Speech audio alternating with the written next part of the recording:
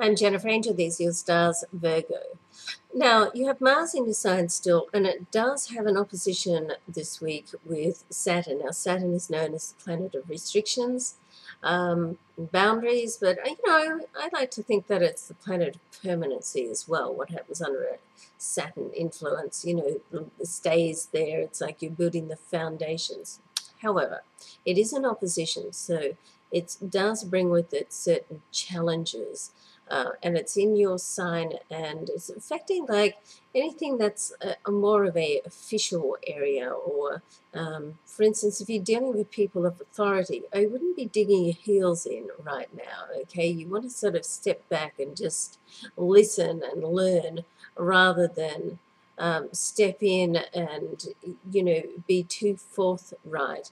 So the way that you put yourself across, the image that you portray, rather the presence, you want to think about that right now and how that's going to affect the whole picture, and change your game plan a little bit, and be a bit more strategic.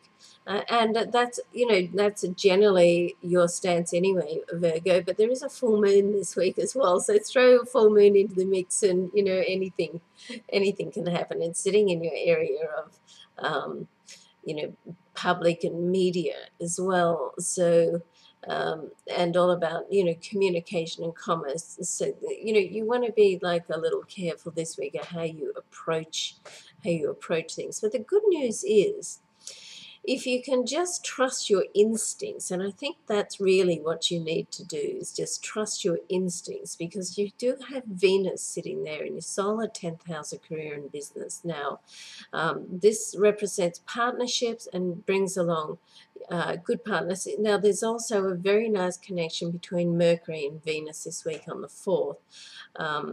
So this is very positive. So it almost doesn't cancel out the challenges that I just mentioned.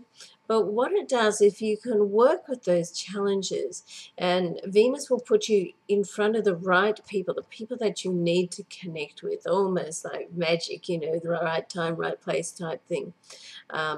And you can overcome those challenges by just listening to your instincts and paying attention to the timing, okay? So in a way, this could actually be a very, very lucky week for you. Now, the other thing that's happening is you still have the nice energy of the Sun and Jupiter sitting in your solar 9th house. So, it's a very visionary placement.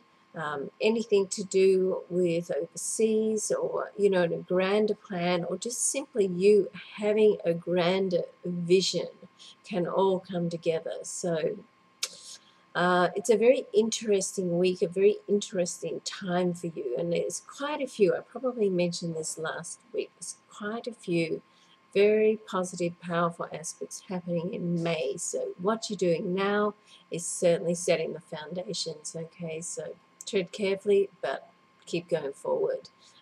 It's a very important time for you, Virgo. Thanks for watching. I'm Jennifer Angel, and we'll see you next week. Bye for now.